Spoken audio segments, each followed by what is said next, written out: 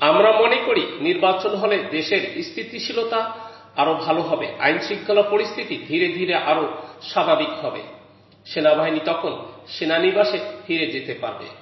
আমরা সেটার দিকেই তাকিয়ে আছি।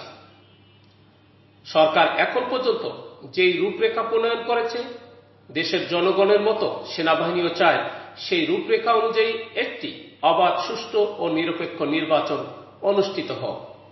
এটার উপর ভিত্তি করে আমরা যথাযথ প্রস্তুতি গ্রহণ করছি। আমাদের প্রশিক্ষণ কার্যক্রম সীমিত আকারে এখন চলছে।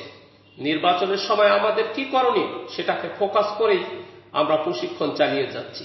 বুধবার দুপুর 2টায় সেনা সদর দপ্তরের পক্ষ থেকে ঢাকা সেনানিবাসের অফিসার্স মেস এতে সেনাবাহিনীর কার্যক্রম সম্পর্কিত আয়োজিত এক সংবাদ সম্মেলনে এমনটাই জানিয়েছেন জেনারেল অফিসার কমান্ডিং সদর দপ্তর, army training and doctrine command, lieutenant general Mohammad Mainur Rahman.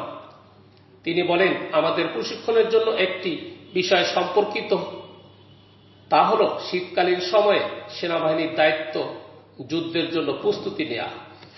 আমরা বলে থাকি, we train as we fight. গত 15 মাস সেনাবাহিনী বাইরে আছে। নির্বাচন পর্যন্ত বা তার কিছুটা পরেও যদি বাইরে থাকতে হয়, তাহলে আরো কিছুদিন বাইরে থাকতে হবে। এতে করে আমাদের প্রশিক্ষণ বিঘ্নিত হচ্ছে।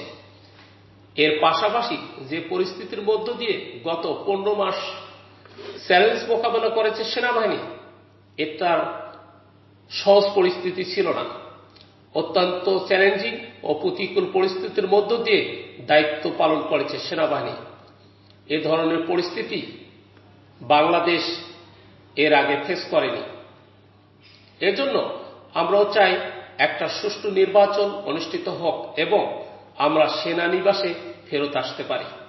লেফটেন্যান্ট জেনারেল মোহাম্মদ মাইনুর রহমান বলেন, আমরা লক্ষ্য করছি কিছু স্বার্থান্বেষী মহল সেনাবাহিনীকে প্রশ্নবিদ্ধ করার জন্য মিথ্যা, বানোয়াট ও উদ্দেশ্য প্রণোদিতভাবে অপপ্রচার চালাচ্ছে।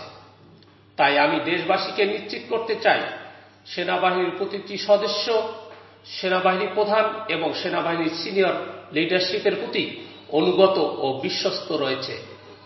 আগের যে কোনো সময়ের তুলনায় আমাদের সেনাবাহিনীর সদস্যরা আরো বেশি ঐক্যবদ্ধ এবং আমাদের ভ্রাতৃত্ববোধ আরো বেশি। তাই সকলকে আমরা বলবো, চলুন সামাজিক যোগাযোগ মাধ্যমে অপপ্রচারকে পেছনে ফেলে ঐক্যবদ্ধভাবে আমরা সকলে সামনের দিকে এগিয়ে যাই। যেই দায়িত্ব সেনাবাহিনীকে দেওয়া হয়েছে এবং ভবিষ্যতে যেই দায়িত্ব দেওয়া হবে, সেনাবাহিনী তা যথাযথভাবে পালন করেছে এবং ভবিষ্যতে করবে। আগামী নির্বাচনে মাঠ পর্যায়ে 90,000 থেকে 1 লাখ সেনা সদস্য নিয়োজিত থাকবে বলেও জানান এই সেনা কর্মকর্তা, যা অন্যান্য যে কোনো নির্বাচনের সময় থেকে অনেক বেশি।